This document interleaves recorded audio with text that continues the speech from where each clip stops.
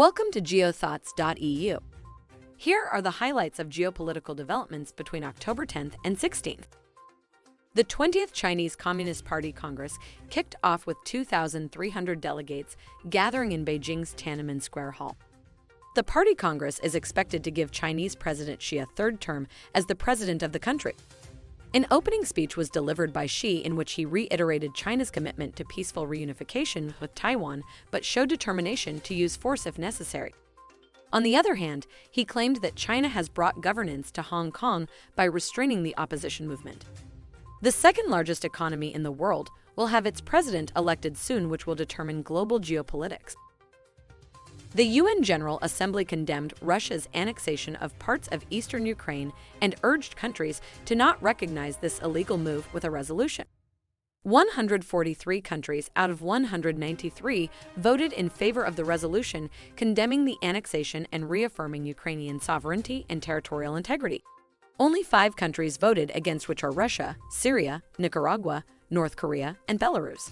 Russia's strategic partner China, on the other hand, abstained, which may be an indication of Russian isolation. Russian President Putin offered his Turkish counterpart Erdogan to send gas to Europe via the Turk Stream pipeline, claiming that it would make Turkey a natural gas hub. Putin also said to Erdogan that this would be very important, not just for supplies, but for gas prices as well, as it would be without any political concerns. According to Turkish media, Erdogan backed the idea and ordered his cabinet to work on implementing it. The Turk Stream pipeline is already carrying gas to Turkey and Europe with the capacity of 63 billion meter cubes, more than the Nord Stream, which was damaged after unknown attacks. It is unclear whether the EU would be interested to buy gas via Turkey, as the ultimate goal is to isolate Russia due to its invasion of Ukraine.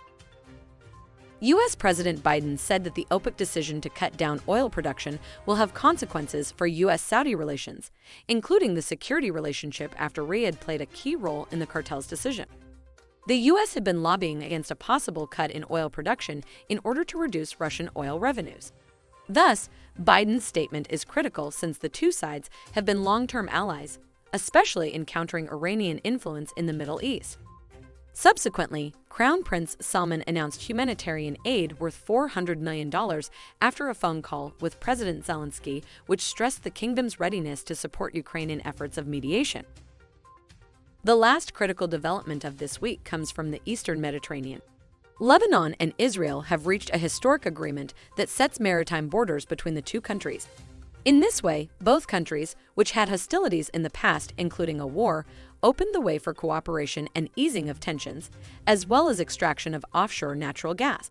Israel is already producing gas, while Lebanon aims to explore.